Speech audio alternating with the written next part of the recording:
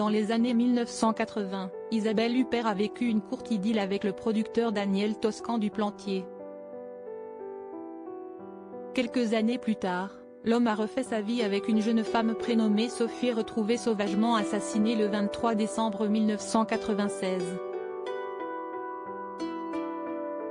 Découverte gisant sur le sol avec le visage violenté à coups de parpaing, la victime âgée de 38 ans à l'époque se trouvait en Irlande à une cinquantaine de mètres de la maison secondaire que le couple avait achetée 5 ans auparavant.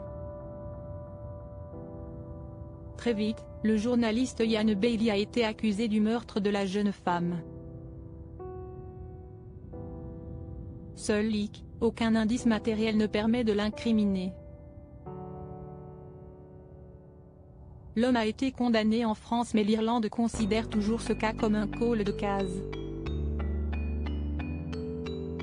Récemment, l'enquête a d'ailleurs été relancée par les autorités irlandaises, bien déterminées à élucider ce meurtre considéré comme une vraie tâche sur la société irlandaise, selon les mots du chef du gouvernement Micheál Martin.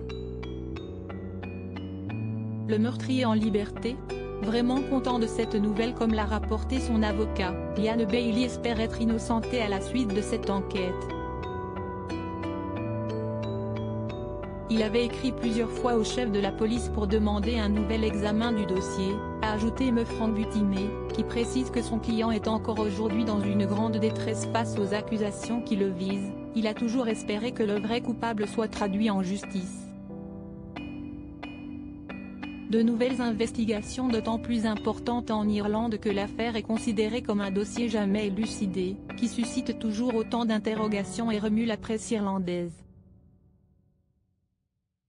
L'enquête n'a pourtant jamais été officiellement refermée par les autorités locales, malgré des investigations de plus en plus rares au fil des ans, a également rapporte BFM TV. Le nouveau directeur des poursuites publiques, chargé de mener les poursuites pénales, a récemment décidé de reprendre le dossier à zéro et de confier l'enquête à une nouvelle division de police, spécialisée dans les affaires non élucidées, afin de faire la lumière sur les circonstances du drame. Le meurtrier serait-il en réalité toujours en liberté ?